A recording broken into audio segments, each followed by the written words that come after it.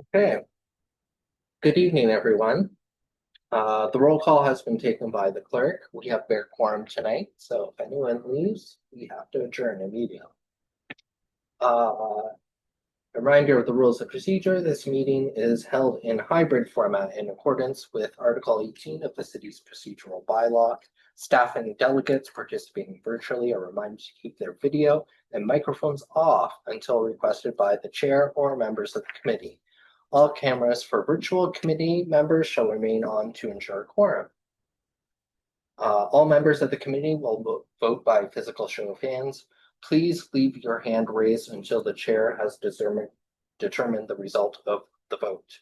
In the event of a connection or service interruption that affects quorum, we may recess the meeting for up to 15 minutes to regain quorum. If quorum is not achieved, the meeting will be adjourned. Are there any declarations of conflicts of interest with anything on the agenda this evening? Seeing none, we'll move on to a delegation and a presentation for tonight's agenda. First, we have Martin Quarcopomi, planning lead for Weston Consulting.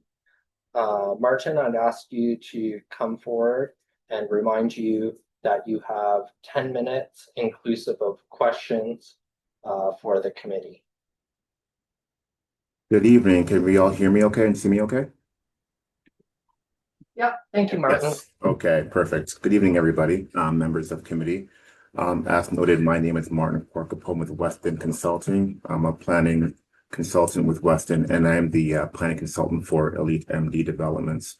I'm here on behalf of item 6.1 on your agenda. I was made aware of the motion and recommendations before today's committee's meeting late last week, and I endeavored to provide some correspondence that I hope you would have in front of you late Friday afternoon last week. And I also provided some additional correspondence this morning that I had forgotten to attach in my initial correspondence from Friday in my haste to get my letter out to you. So I've got some comments on item 6.1 that I would like to share with you prior to making your decision on item 6.1. And again, I'll make myself available for any questions should this committee or others have for me. So a bit of background. I've been to this committee before, but though it has been some time regarding this property, I'm going to say 2024, perhaps, or 23. I was before this committee through the review of the site plan application for the site. There is an active site plan application for the property. And one of the requirements of that application is to present the proposal and project to this committee. I won't go into the history of the details of the proposal. I think I would hope that most are familiar. I just wanted to address the recommendation that is before you guys, again, in item 6.1. So in reviewing the material that was provided to me, including the motion that was brought to this committee last year, there's some information that wasn't quite correct that I thought would be helpful for the committee to better understand before making a decision. One, including the commentary under the planning status of section of the report for the property, that there was no active application. It does mention that there would have been an expiry of the approval in March of last year, which is not correct. We sought extensions to the site plan approval last year or the year before. Forgive me, I don't quite remember. But we do have an extension letter that I did share with this committee this morning. So I would hope that you have a copy of that, kind of proving that the application isn't dormant. It is active, and it is active with city staff for review. We submitted a resubmission to city staff in November last year. We received circulation comments from staff in late January, which were overly significant, and we're making our way through the clearance of those comments and conditions to get final approval of the application. So I just wanted to share that information with you so you had all the knowledge of the activity of the project that is still ongoing, which my client is expecting to clear later this year and will clear. There has been delays with the project for different reasons. I'm sure we're all familiar with the issues in the economy in the industry of development. People aren't quite buying condos, renting that they used to. So there have been some hiccups with the processing of the application, which is why we sought the extension with granted one to this day. I've got copies of the extension letter, should you want to see it on screen here with me. I've got a copy of the conditions that I'll speak to in a second that allow or require the applicant to enter into agreements and provide security for the protection of the heritage building on the property. So those conditions that were granted to us still stand. We're not seeking to waive them, ignore them, go around them. So as part of our site plan approval process, we are obligated to provide city staff with our conservation plan as well as an updated HIA that we are currently finalizing that will go back to staff for final review. And ultimately, we'll have to have those peer reviewed, enter into the appropriate agreements, and provide security for the protection of the structure. So I wanted just to make sure that all that information was in front of this committee prior to making your decision. I do have that information here on screen. Again, if you want to see the exact document, I did not provide a copy of the conditions. That was a lengthy document, but I did provide some extracts in my correspondence. So that should be identified as conditions, I think 45. Yes, 45 through 47. That's on page 1 and 2 of my letter. So those are the comments I wanted to provide to the committee. And my request to the committee will be to defer the recommendation to council to allow the applicant to continue processing the site plan application. We are in the final throes of the process, and we would hope, or rather we expect that all the objectives of the committee that are identified within the recommendations will be addressed through the conditions of approval that have already been granted to us. So instead of kind of double layering the requirements over the proposal and the project, it's my opinion that the conditions that have been provided address those issues of preservation of the structure, and we will continue to work with city staff and this committee if necessary to make sure that's done. With that said, I might pause here and hand things back to the chair to, if there are any questions of me, I'm happy to answer anything that you might have for me. Thank you. Okay, thank you, Martin. Does anyone on the committee have any questions for the delegation?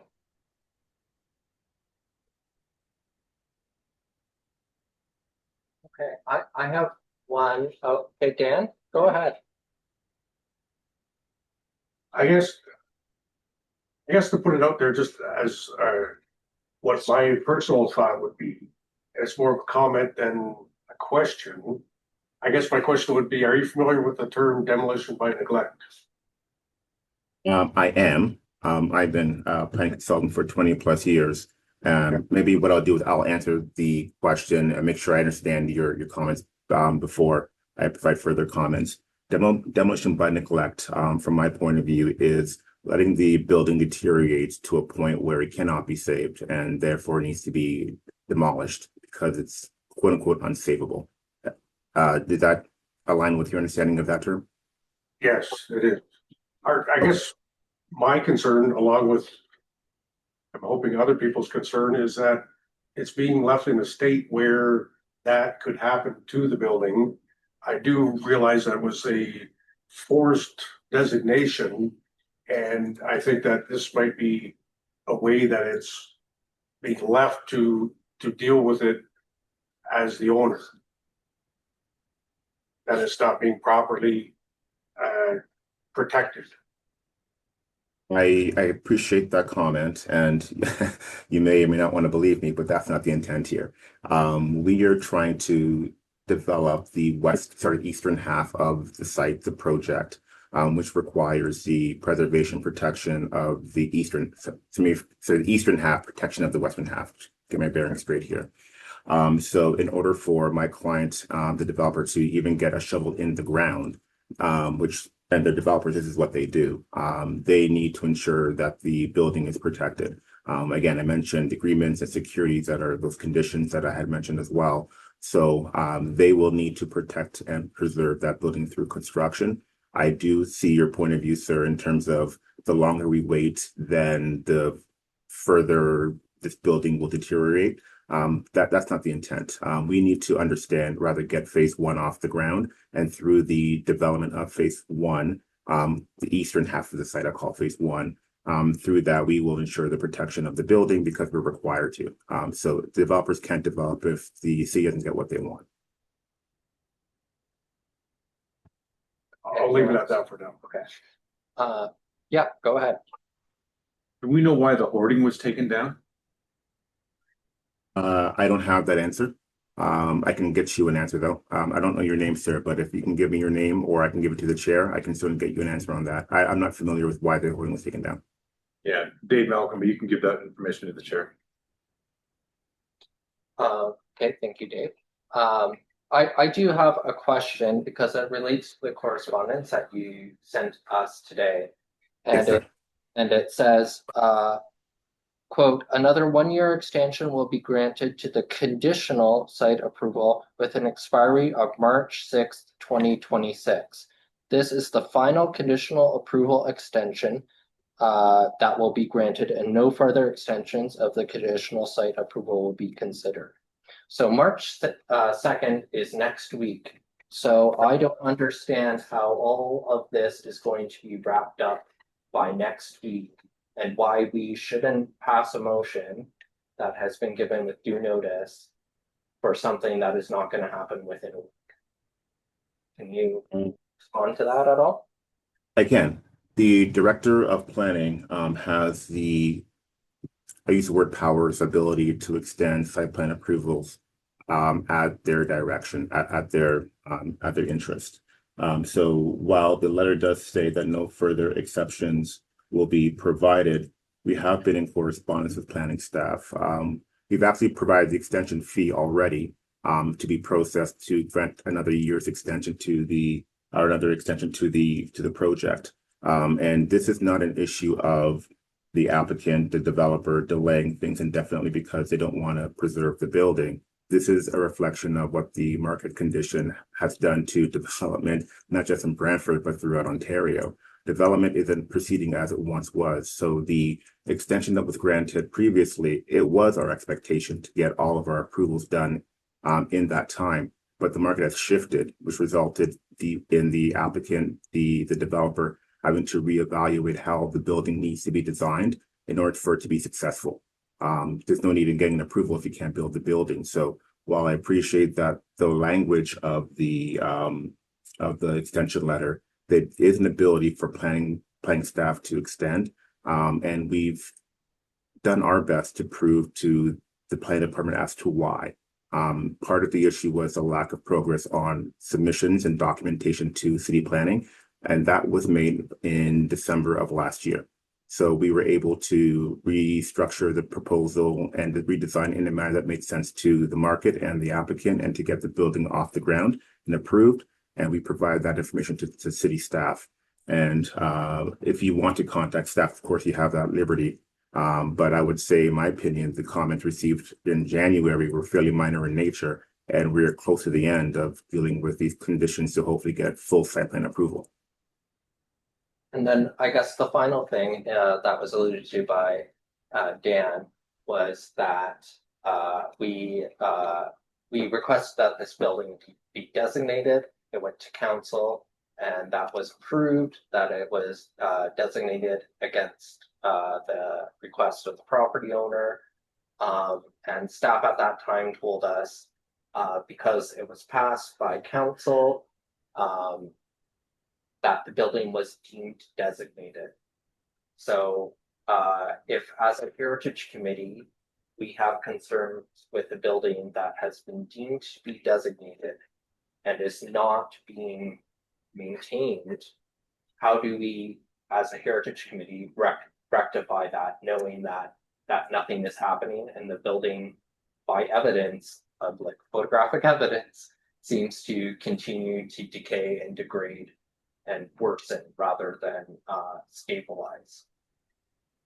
Well, I appreciate the comments, but I'm struggling a bit on my side because we've been working with planning staff on this for several years. And again, meeting with staff as recently as December, they have expressed their preference or need to designate the building, which I would acknowledge. But there hasn't been any, let's say, other kind of conversations about the building itself. It needs to be maintained. It needs to be preserved. There would be elements through this site plan approval that would allow for such. But things of, for example, this motion and the information within it, and my client and me not being aware of this until some degree, the last minute, not it's not all getting back to us. I hear your point, but there's a bit of a disconnect here between what the committee is looking for and what's reaching the applicant. Okay, go ahead. Yeah, just one question then. Is there anything in the application process or in your development application that disregards the building or removes the obligation of you to maintain the property as it sits? There is nothing in the development application that seeks to remove the building. I can bring up No, not to remove the building, to maintain the building. Like there's nothing in an application that says one way or another that the building needs to be maintained or not maintained. The conditions that are in my letter identify the need for a conservation plan, along with the financial security that the applicant needs to bear, which the city will keep rather, to ensure that it's protected. So there are requirements that the city has already imposed on the application that will require us to do so. Okay, thank you. We're at our time for that. So thank you for coming and giving us your point of view. I'm sure we'll take that into consideration. Thank you for your time. We'll move on to Frank Smith, Stantec Consulting, and he's here to speak to item 4.1, the Heritage Impact Assessment for the Balmoral Block Plan area. So Frank, you have 10 minutes as well or Sarah, you have 10 minutes to speak to this item. Hi, everyone. Good evening. I have a PowerPoint slide deck. Do you want me to share my screen, or is that something that you're going to bring up? Yeah, the clerk is working on it for us. Okay, great. Just want to make sure. Thank you.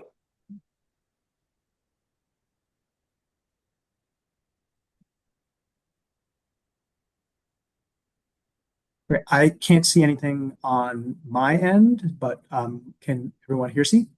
Okay, there it is. Yeah. Okay.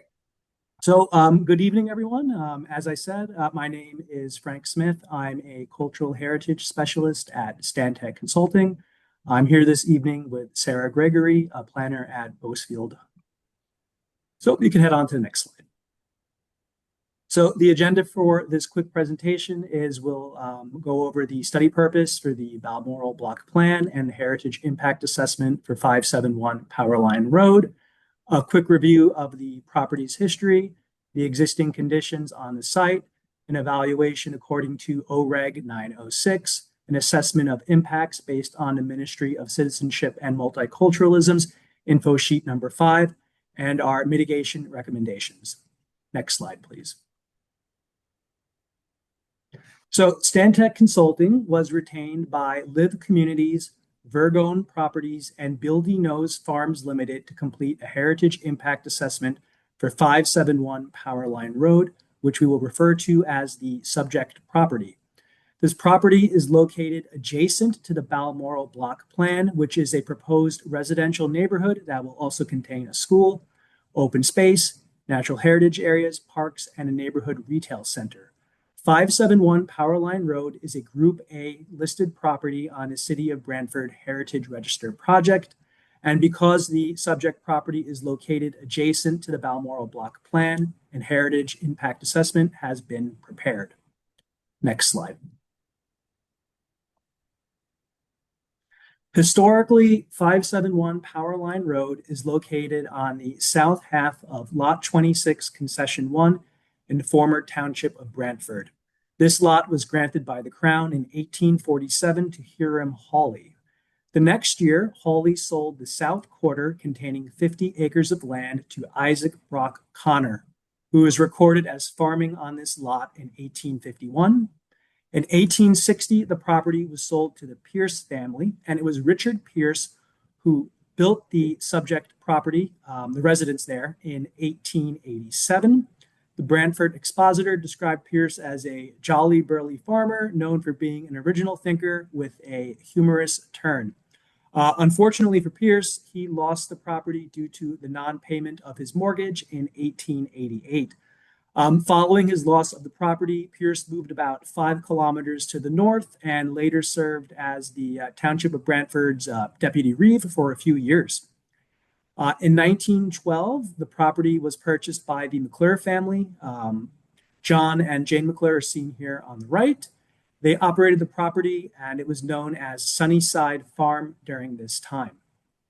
In 1953, the property was severed into a 2-acre parcel, losing its association with the surrounding agricultural fields and the silo and barn that are located on the adjacent 563 Powerline Road. Next slide. So as we said, Powerline Road, the property is located on between Golf Road and Balmoral Drive. It's located in a predominantly agricultural area, and it's located adjacent to 563 Powerline Road. This property contains the ruins of a barn and a silo that would have formerly been associated with Sunnyside Farm. The residence is an example of an Italianate structure that was popular in Ontario from the mid-19th century to late 19th century. It's a 2-story structure with a hip roof and L-shaped plan. It contains pairs of wood brackets just below the roof line. The exterior is buff brick with red brick courses, and the front facade is asymmetrical, typical to many Italianate structures, and it also contains a porch and a balcony. The east side of the front facade contains a 2-story bay window. The window openings contain segmental arches with dichromatic brick voussoirs and a mix of original and replacement windows. Next slide. The evaluation according to Ontario Regulation 906 determined that the property meets 2 criteria of the regulation. It meets criteria 1 as it is a representative example of an Italianate structure that was built in about 1887. The residence was also found to meet criteria 8 as it has a historical link to its broader context through the ruins of the barn and silo that are located on the adjacent property at 563 Powerline Road. While Richard Pierce was a deputy reeve of Brantford Township, his tenure in office seems to have been relatively short based on historical research, and he was deputy reeve following his departure from 571 Powerline Road, which is why we did not check off criteria 4. Next slide. So the assessment of impacts was based on the MCM's info sheet number 5, and as per this info sheet, impacts can be either direct or indirect. No direct impacts have been anticipated for this residence or the property as it will be retained in situ and is located adjacent to the project location. Indirect impacts from construction associated with the Balmoral block plan may involve heavy vehicles on site to grade, excavate, or pour concrete. This has the potential to have vibrations that may affect historic walls, foundations, or finishes. Next slide. So based on this, our mitigation recommendation is that a qualified person, such as a geotech engineer, for example, should be retained to complete a pre-construction vibration assessment. Should the residence at 571 Powerline Road be determined to be within the zone of influence, additional steps should be taken to secure the building from negative vibration effects. As 571 Powerline Road is not owned by the client because it's an adjacent property, reasonable efforts should be made to contact the property owner and coordinate the pre-construction vibration assessment and any subsequent monitoring if that is required. An appropriate time to complete the pre-construction vibration assessment is during the site plan approval process. At this stage in the process, the required infrastructure and servicing has not fully been determined, and therefore at this time it is not possible to determine an accurate zone of influence. And lastly, a copy of the HIA should be deposited at the Brantford Public Library to provide historical information about the property. Next slide. Now, happy to answer any questions the committee may have. Thank you. Okay, thank you, Frank. Does anyone from the committee have any questions for the delegation? Dave, go ahead. You stated there's recommendations for this vibration study or the impact of the vibrations. What's holding the contractor accountable to make sure that that does happen? Like it's a recommendation, but how do we enforce it? And I'm only going to say this because I've had experience with a heritage house that the construction of the street caused damage to the house because of vibration. And I don't think that, you know, it's one thing to recommend it, but it should be enforced on. Sure. Sarah? Yeah, sure. Maybe I can tackle this one. So we are very early in the process, as Frank has said. Right now, the block plan is really kind of to define a sort of comprehensive and conceptual layout from the site. Our next step will be to do a draft plan of subdivision, and then there may be future applications for site plan for certain blocks. And as part of that draft plan of subdivision process, you receive, or the owner essentially receives a series of conditions that need to be cleared before any kind of, earthworks or any construction can start. So our intention would be to secure this as one of those conditions at a later date. There's Any other questions for the delegation? Dan, go ahead. What is a reasonable effort to contact the owner in Stan Tech's policies? My definition of reasonable would be reaching out via phone, email, or letter and seeing the willingness of geotech or another qualified person to come on the property and determine what type of monitoring might be required, and also to help determine that zone of influence. So more than one knock on the door and it doesn't happen, or is it somewhere in the policy that if contact is not made, then it can't happen? I just want to make sure that enough effort is put into contacting the owner and making the arrangement.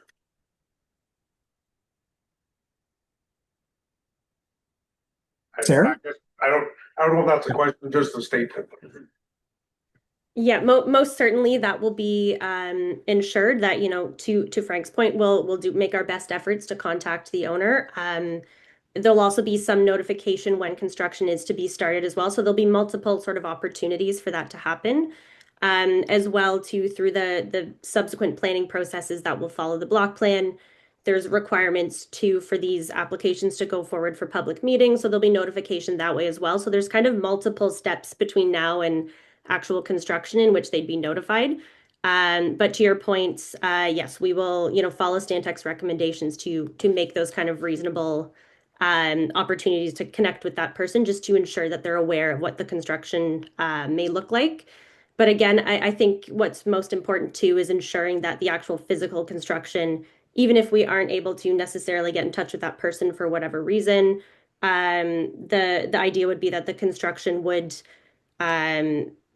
be managed such that there wouldn't be any of those kind of adverse impacts associated with vibration and things like that that would potentially impact the 571 power line. Second question. Okay. It also shows other buildings on the property, and there was one slide that you had up that showed the property lines of the existing house. Are any of those buildings outside that line that will have to be demolished? The proposed undertaking is adjacent to the south on the other side of Powerline Road. The subject property contains a residence, an outbuilding that is used as a garage, and a smaller outbuilding. As the adjacent property parcel is not listed, there was nothing to trigger an evaluation of those structures. And I have one quick question. I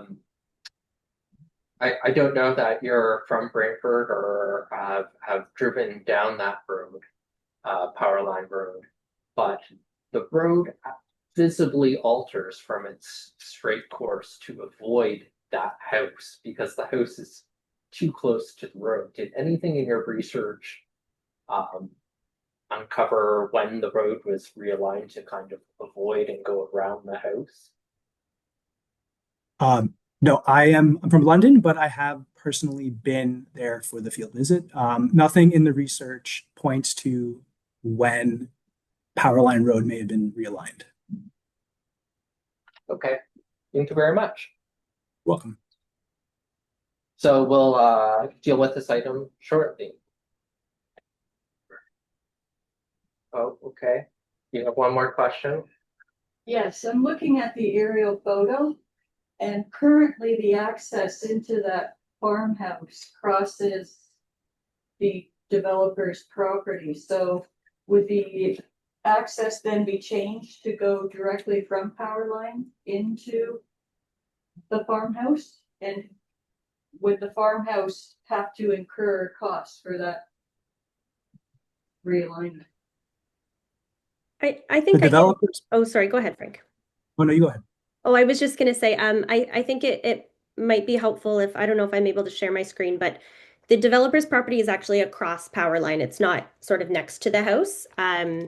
So I can't speak to where the driveway is located in proximity to, whatever their kind of western neighbor is, I guess, but the developer's actually on the opposite side of the street. So there's no kind of conflicts with that driveway. Pardon me. Thank you. Thanks for clarifying that. Okay, onwards and upwards. So we'll now move on to items for consideration, which is the Balmoral plot plan. No questions for staff? No. Okay. Yeah, okay. So can I have oh, now we're gonna do this again, where we have comments. Do people have comments that they want to be included? No. Yeah, okay, so then I need a mover and a seconder so that we can have comments. Just a comment.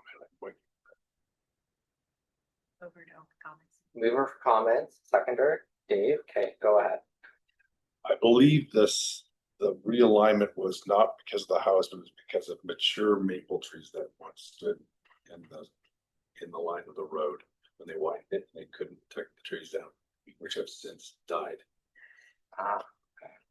Sure. That was my recollection as a kid. So no. I was A little bit. Sorry? Just a little bit. You predate me.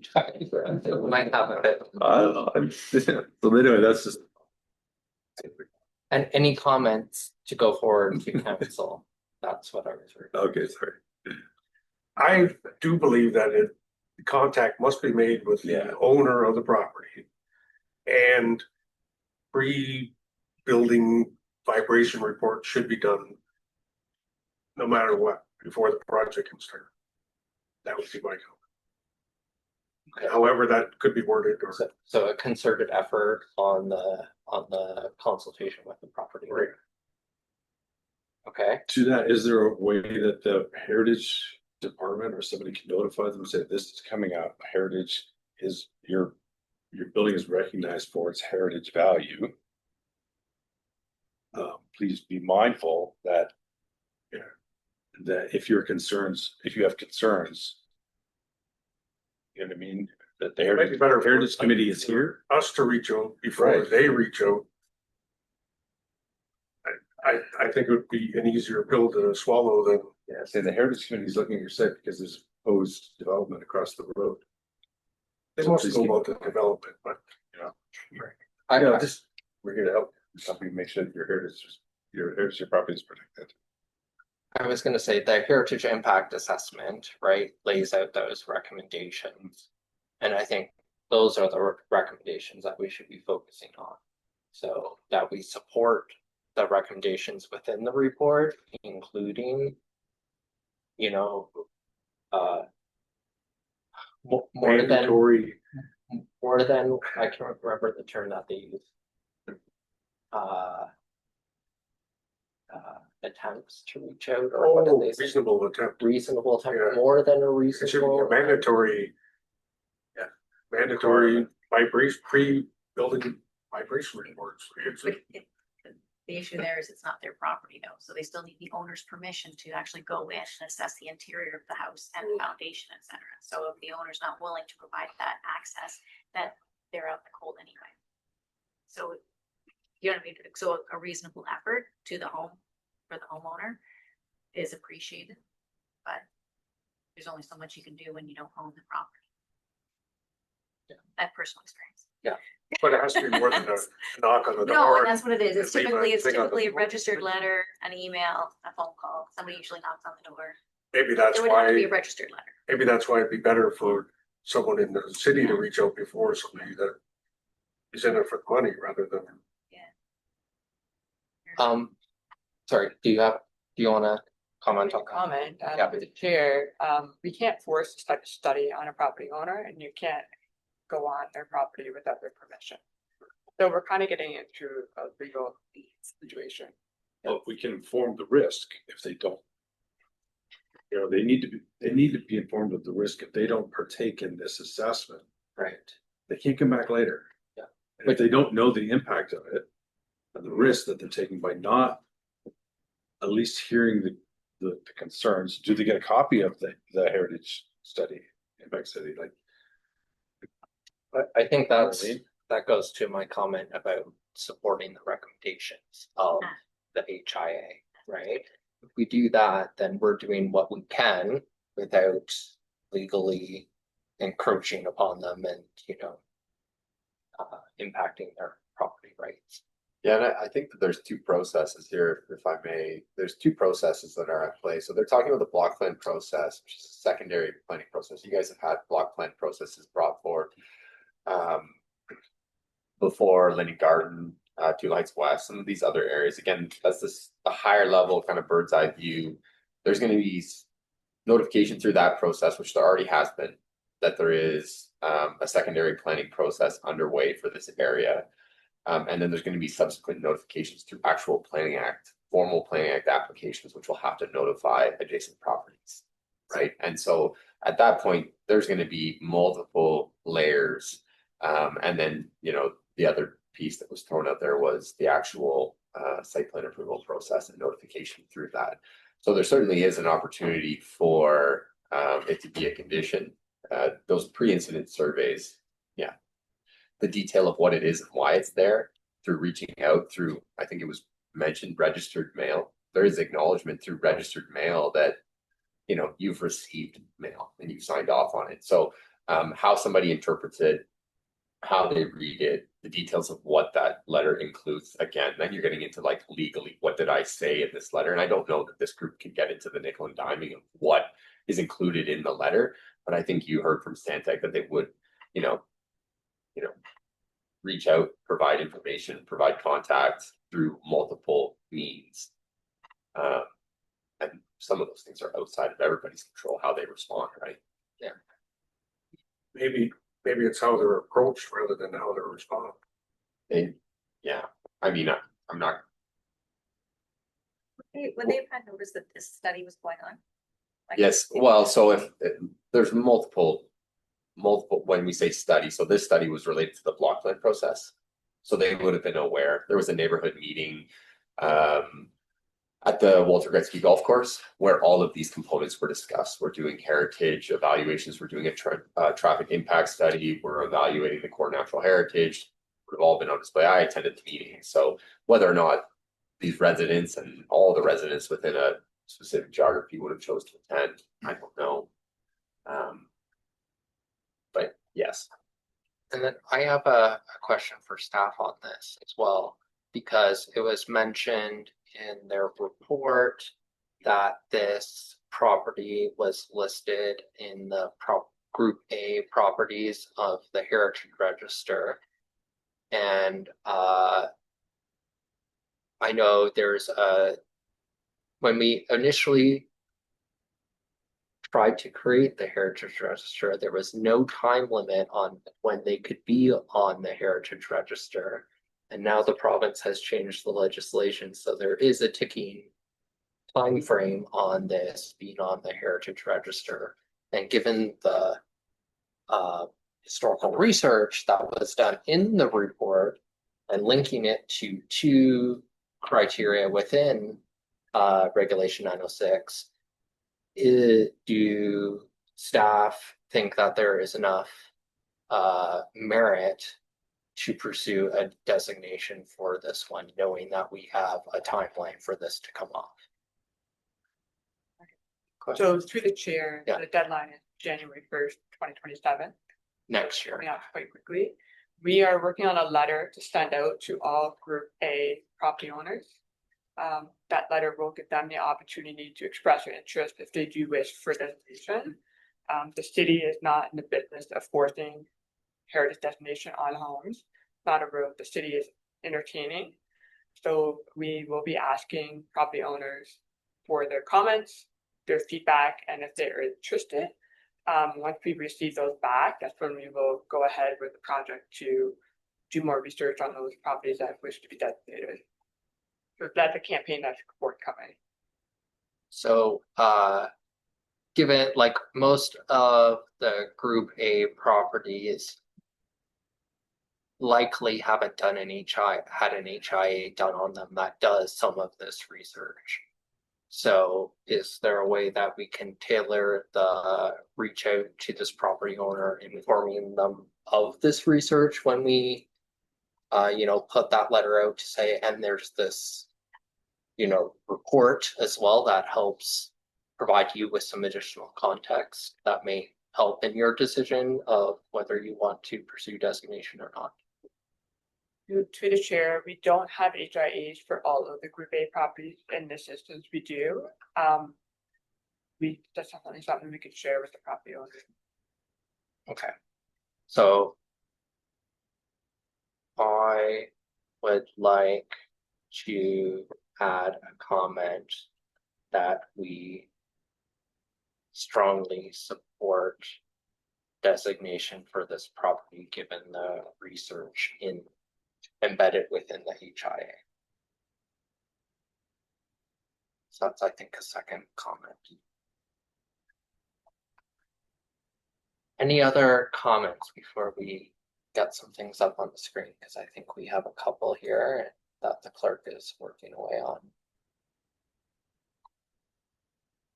There's two. Okay. So we have that the Heritage Committee supports the recommendations of the HIA, and that the Heritage Committee strongly supports pursuing designation of the property. Those are the two comments we have. Are people comfortable with those? Do people want any of those separated? We can vote on them each individually. Any preference? No? Okay, we'll try them as a suite then. Both of them together. We have a mover and a seconder, right? Any further discussion before I call the vote? Okay, all those in favor? Thank you. Any opposed? Seeing none, I declare that carried. Okay, moving along, we have minutes from our February meeting. February 2nd, not that long ago. Going through my agenda to get to them. Did anyone notice any errors or omissions in the minutes? Seeing none. Seek a mover and a seconder to approve the minutes. Dan, Adam. Any discussion on the minutes? Pat, did you have a question or were you trying to move for a second? Yeah. Okay, thank you. I'll call the question then. All those in favor? Thank you. I declare that carried. We'll now move on to item 6.1. Bev, you can read your motion. Move your resolution and ask for a seconder. Once you receive a seconder, you can then read the motion in its entirety. May I please have Just the title.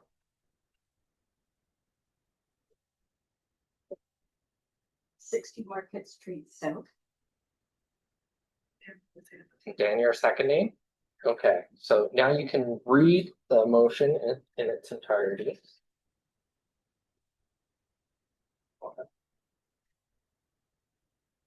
That the Brantford Heritage Committee requests that city bylaw enforcement staff pursue a more rigorous approach to enforcing all appropriate and applicable property and heritage property standards respecting the condition of the TH&B rail station. And that the Brantford Heritage Committee requests the owner of the former TH&B rail station property to illuminate the exterior of the building at night to deter further acts of vandalism in keeping with the city's property standards. And that the Brantford Heritage Committee requests that a working group be formed of Heritage Committee members, a city councillor, and appropriate city staff to engage directly with the property owners and or their planning consultants to identify a short-term strategy in order to conserve and protect the former TH&B rail station from further acts of vandalism and neglect during the process of any related planning approvals to the subject property. Now, if you want to speak. Yes, I would. Just going to say that I've been watching this building for over 7 years and have observed its continuing deterioration. And like Dan, in my opinion, 60 Market Street South has been a building being demolished by neglect. The recommendations I've put together have been compiled using the city's official plan and bylaw standards. These are recommendations not in addition to, but merely reflect the existing policies of the city. My observations are such that we need to be proactive and immediate, and I can't stress immediate enough, towards the conservation of this valued heritage property. Accordingly, I am respectfully requesting that the Heritage Committee provide full support for my recommendations today. 60 Market Street South, where the TH&B station was the key factor in the industrial growth of Brantford, and that was identified in Patrick's original report to committee. And we are all responsible for passing this important piece of Brantford's cultural heritage on to future generations. Thank you, Mr. Chair. Okay. Yes. Any other comments or questions on this? Councillor Samuel?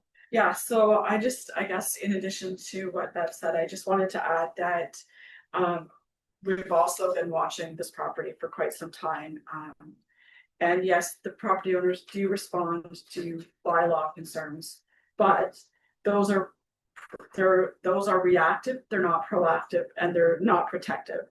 I will acknowledge that the hoarding came down because we needed it to come down because you couldn't see what was going on behind there. So I couldn't formally answer that earlier, but in my comments, I'm just going to share that that was a request that we made the city and surrounding neighbors and stuff, because there was so many things going on there that you couldn't see. And so to keep for better opportunity of having less damage, that's why that was done. And yeah, I just basically am supportive of this tonight, because as much as they are doing some things to try and respond to what we need them to do, it's not enough. And I've seen the deterioration firsthand too, and it just needs to be taken better care of. So I did have a question though, in regards to the part about striking a subcommittee. Is that something that council will choose, or is that something that we would create tonight and add the names of who would be on it and then submit it like that? Process wise, I wasn't sure of that question. I think we're gonna pull on our clerk here a little bit about that.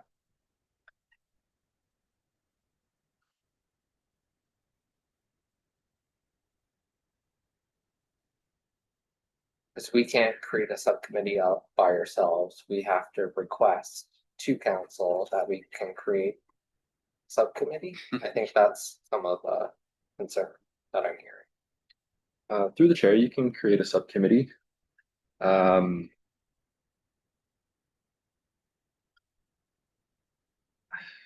But it still has to be approved by council, right? It depends on what the ask of the subcommittee is in terms of council approving it overall. Sort of case by case. If you're not asking for funds or asking for resources, a committee can create a subcommittee for itself. Yeah, the only time the council really gets involved is if it requires additional resources or there's certain questions. The only reason I'm hesitant on this one is because it has other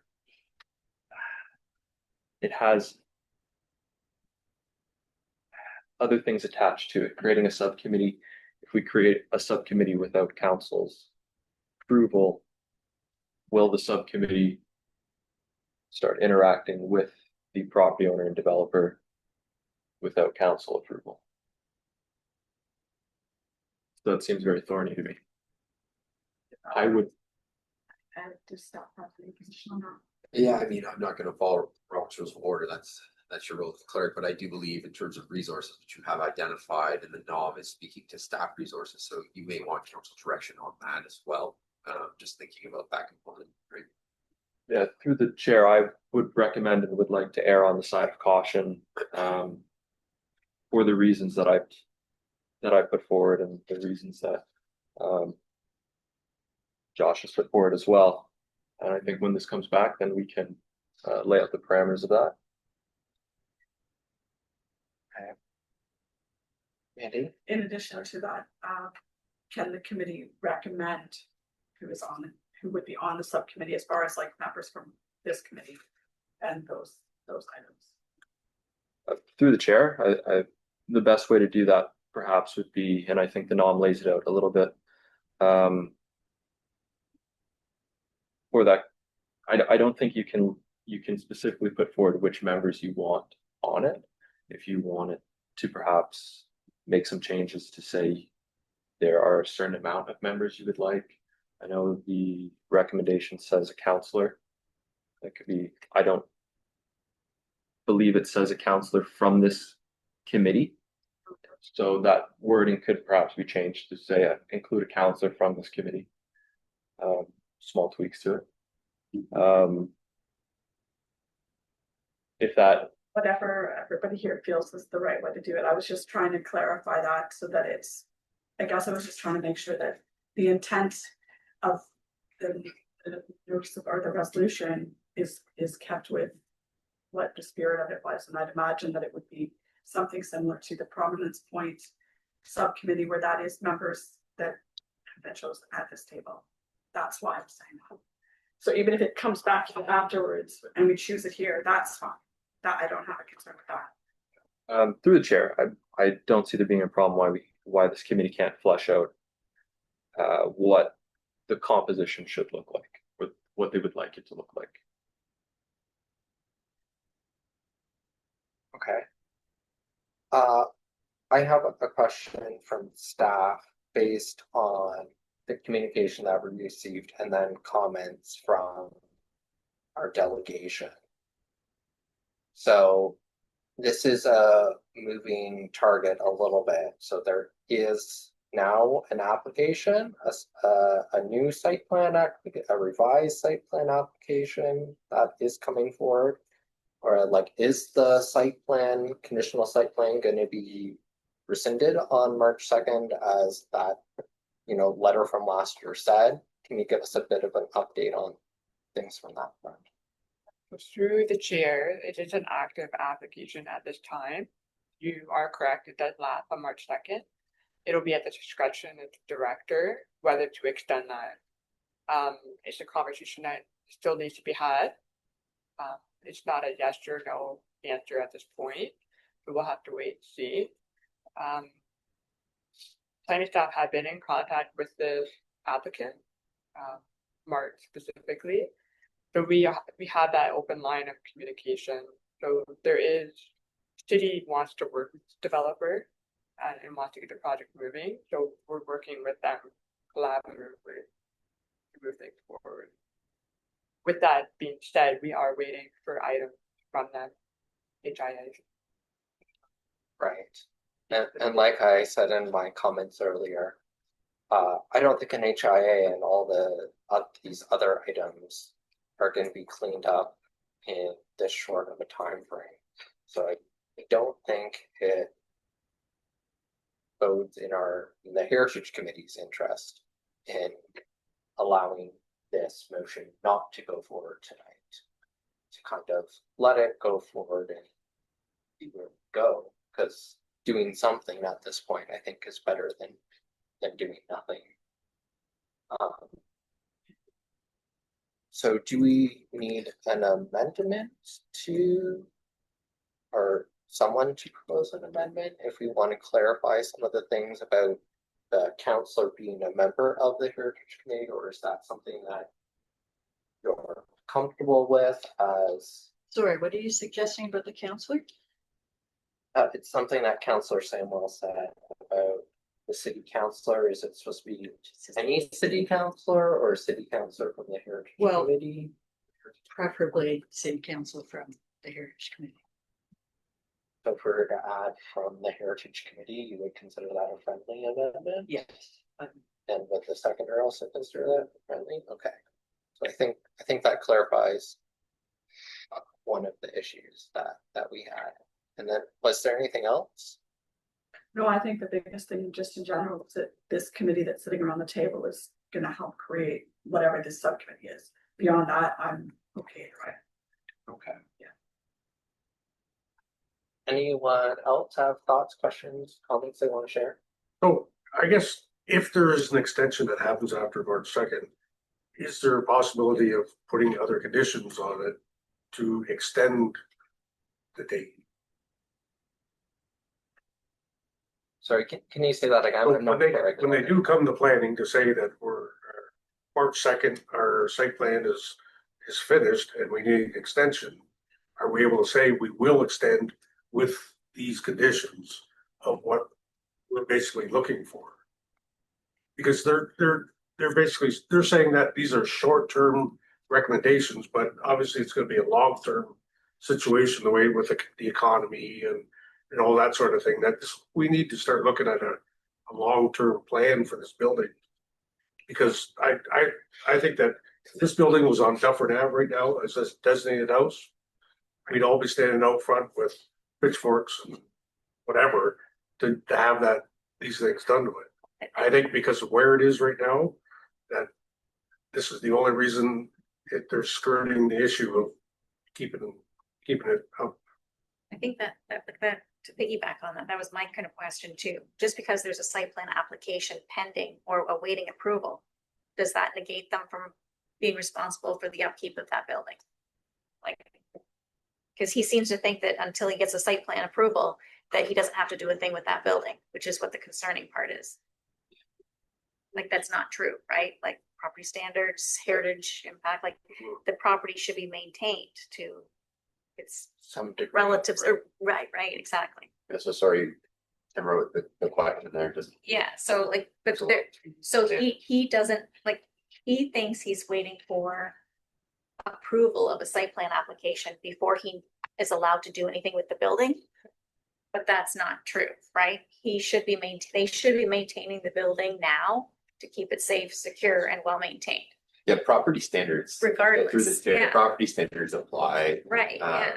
Regardless of process. Right. There are some questions about planning process there. So in regards to the extension is granted by the chief planner, director of planning. And that's based on a review of where the project is at and the materials that have been submitted, right? So as Michelle had indicated, there is an application in. There are outstanding items that need to be submitted. City staff have not received those. Which I understand for the new development portion of it. Right. For sure, because it's all part of one parcel, and yes, there are gonna be some attributes that need to be added to there. But this building as it sits now, like, it's a vacant lot, or it's a. Correct. So it's right? it's subject to property standards, and I Regardless of think where they are. previously, Dave Weidrich, had come in to discuss property standards, how they apply, what they look like, maybe some nuances specifically about this property. So the property standards piece is certainly there. Okay.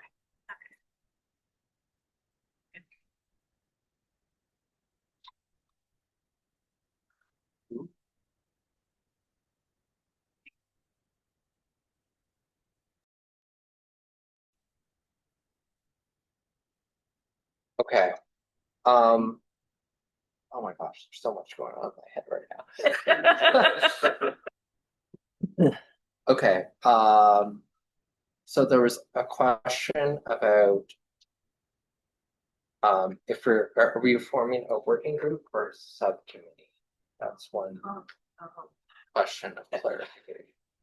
That your motion says working group. Would you want it to be a subcommittee?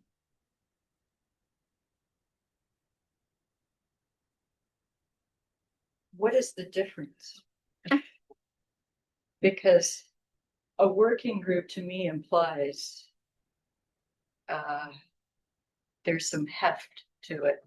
Not that a subcommittee doesn't have heft, but by combining parish committee members, staff, a rep from their side to be meeting together, that's not a traditional subcommittee. That is a broader working group to be trying to further the VDC of looking after the building.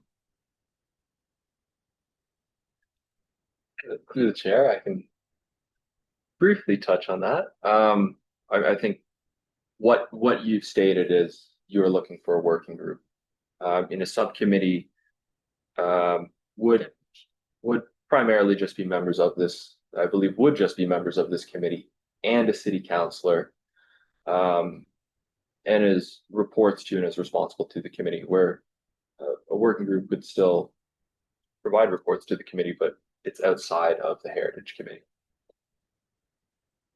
And if staff have anything to add to that, a better understanding, I welcome it. So through the chair, I think Corey's pretty close there. I think, yeah, the whole kind of comparison is you have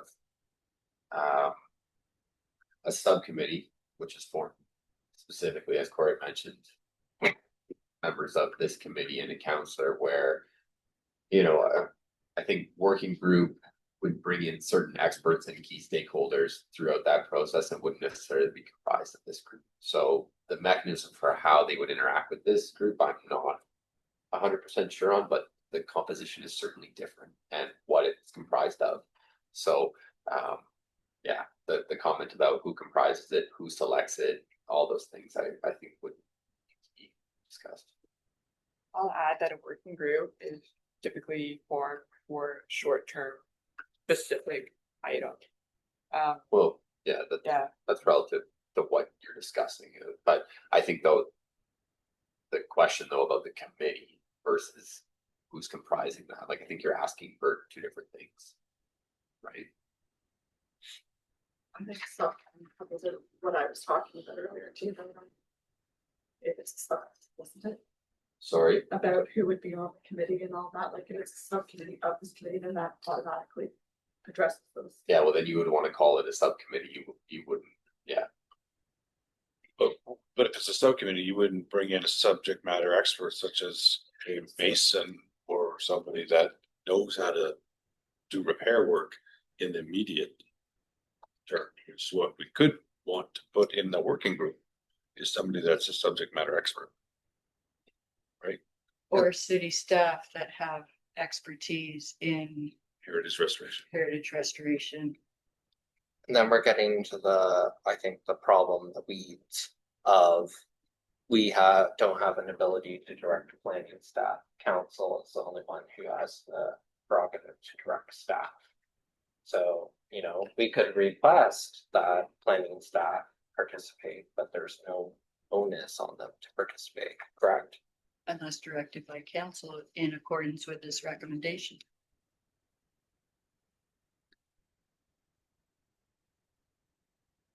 Right, so then you're requesting that council to approve the working group for city staff, right? Mm-hmm. And then a working group, right? Are you suggesting that the property owners would be part of this working Yes. group? So then it would be a working group, then it wouldn't be a subcommittee. Okay. I think that kind Because of, unless you have buy-ins. Right, that's why I Is it think be on the a lot of outside this and be- clarification is helpful to understand your intent. So that we know what people are working with.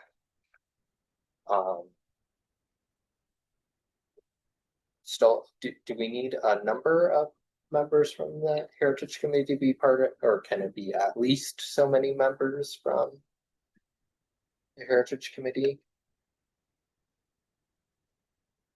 Through the chair, you can. The clause is essentially making an ask of council.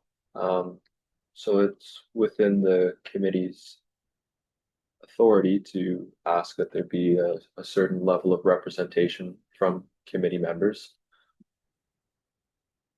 to help steer the working group in a way. Would you like to? Yes, we'd like to have at least 3, if not 4, if that's achievable. At least. Yeah. So do you consider that friendly? At least 3 Oh, yes. Heritage Committee members? It's 3 Heritage Committee members, a counselor, and, right? It's not like 3 being like 1 person from the Heritage Committee, a counselor, and no, it's 3 Heritage Committee members. And then I'm assuming council would direct who at the city would be Part of within the this. group. Yeah. If council decides to go forward. Yeah. Okay. Any further questions, clarification, or discussion on this? I think when you brought this motion forward, this is all driving by, walking by. We don't know the inside condition of the building. I have a lot of experience with houses that have been boarded up for years and years, and the quick deterioration that can happen within, especially with mold and that sort of thing. That should also be a top priority, that somehow somebody goes in to inspect the inside as well to see how that's faring the last 7 years of whatever. Yeah. That's just a comment. I know, like, sometimes, right, what you see on the outside is not necessarily what's happening on the inside, or vice versa, right? Oh, for sure. My brick mason that I use on my buildings, you only see about 10% of the damage on the outside. Mhm. The rest of it, it's there. You just haven't found it yet. So it's Okay. Any more questions or comments on this motion? As it stands. No, seeing none. Okay, I'll call the question then. Those in favor? Thank you. Any opposed? Seeing none, I declare that carried. Thank you so much for the discussion on that. Okay, now we get to the fun part of the evening. I would like a motion to waive the rules, which means a 2/3 majority, so we can discuss the notice of motion about the Heritage Committee vacancy. So I see a mover and a seconder. So we're just voting on the motion to waive the rules at this point, which requires 2/3 majority. All those in favor? Thank you. So the motion is that the position of committee member Nicholas Widley on the Brantford Heritage Committee be declared vacant in accordance with section 26.2.12 of the chapter 26 of the City of Brantford Municipal Code, and that the appointments committee be requested to fill the vacant position. Does anyone have any comments or any discussion about the motion? Seeing none, I'll call the question. All those in favor? Sorry. Oh, right, I need a mover and seconder for this. So I'll move it, that's fine, but I need a seconder. Dave Malcolm. Any further questions or comments? I don't know if I'm in the right spot or not to ask this or not. Are we able to keep a closer eye on people showing up, not showing up. I know that in the policies it says if you miss so many, then that I hope that we're not getting too far to go through this process while we're barely making quorum for our meetings. That maybe we could keep a closer eye on that and take action sooner than later. Do you want to speak a little bit to the timing of things with this? Yeah, through the chair, absolutely, and I do appreciate the comment and question. I am keeping a note of attendance for the committee. This is the only member that was an outlier that doesn't show up. Overall, this committee meets pretty consistently. The members are all in good standing, and it can be something that I can bring to the committee, and I can flag those things for you and bring them to your attention. What is the policy for missed meetings? Through the chair, it's 3 consecutive meetings does flag the ability for a member to be removed from the committee. Through a vote with the committee? Yeah, it's something through the chair. That would be something primarily that clerks works with the chair to brief the chair that there are members or a member that hasn't been attending. Clerks also makes the attempt to reach out to committee members. So for this member that we're voting on tonight, I reached out to them in December, and I never heard back from them, which is partially the reason why clerks asked to waive the rules and expedite this through, because we made every opportunity to reach them. So we go through that process. We try to reach the member and let them know that this is coming forward, this is happening. Normally we do hear back from them. So that's the process that happens. And then I would bring that to the chair's attention, and I asked the chair how they would like to proceed with that. So like, I know this, like it says 3 consecutive meetings, but then after that, there's like, okay, there 3 consecutive meetings has been breached. Okay, the clerk notifies me and tells me that. And then they say, okay, we're gonna try and get that person back if we can, so that we don't have to appoint another member. So then there's some attempts that are made, not by me, by staff, to reach out to people After the third, consecutive. I've only pushed, like, a lot of people make great efforts to come in here Right. once a month for the meetings.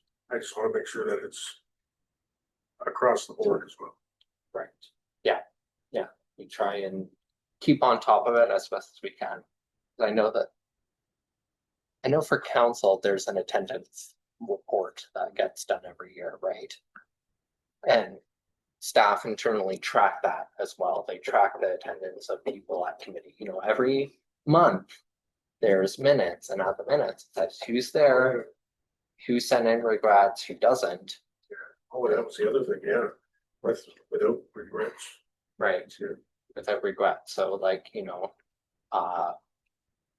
hasn't happened lately to me, but like I think there was one meeting a while ago that I knew I couldn't attend. I sent in regrets. So even if by sending in regrets, if you know you can't be there, like there was an email today where someone said, I'm sorry for the late notice, I can't be there. That counts as regrets, right? Yeah.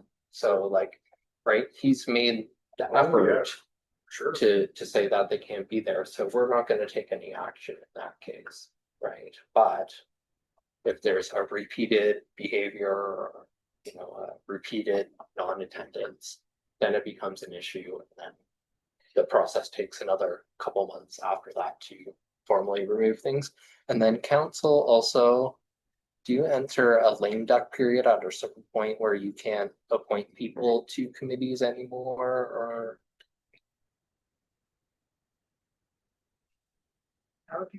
Yeah. Through the chair, the council can the lame duck primarily just is isolated to a financial component of council. The council can still make decisions during lame duck. It's a spending component that they're restricted to.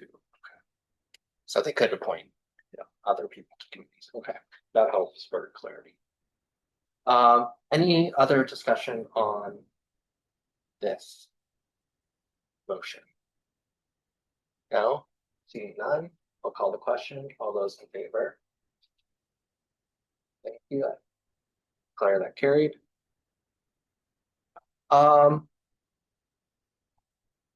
Another notice of motion to waive the rules, maybe? Maybe. We don't know yet. Okay.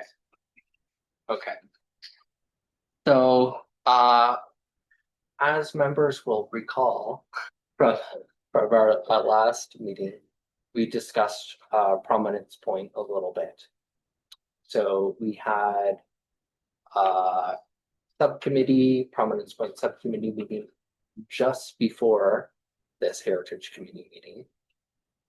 And the mandate says that we are supposed to have 5 members.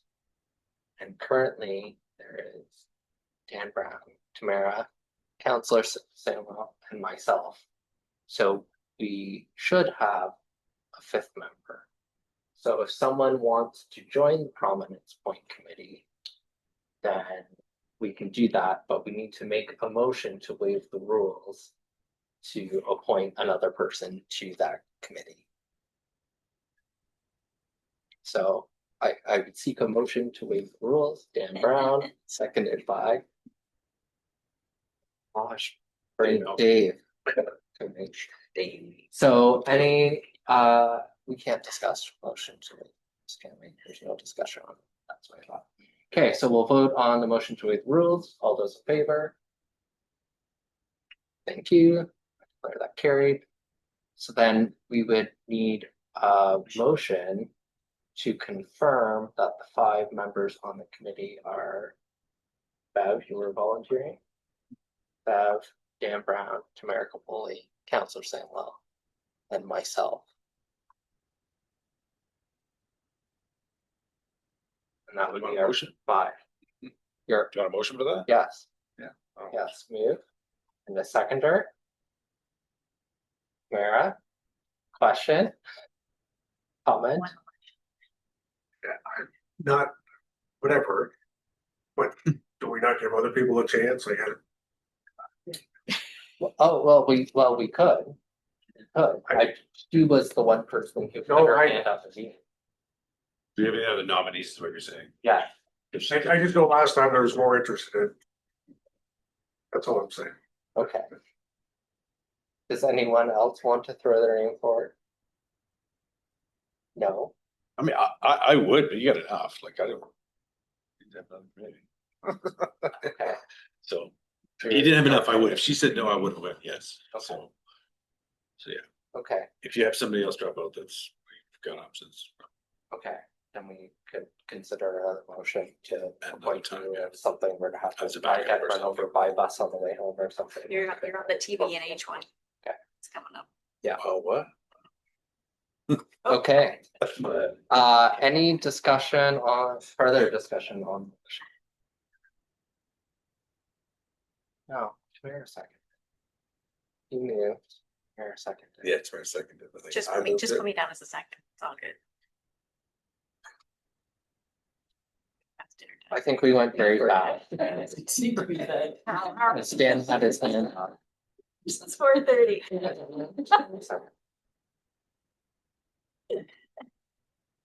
Okay. Are you good? Really have any sense new. Yeah, okay. Okay, so then I'm gonna call a question. All those in favor? Thank you. I declare that carried. Oh my gosh, we got there. Motion to adjourn. Tamara, thank you.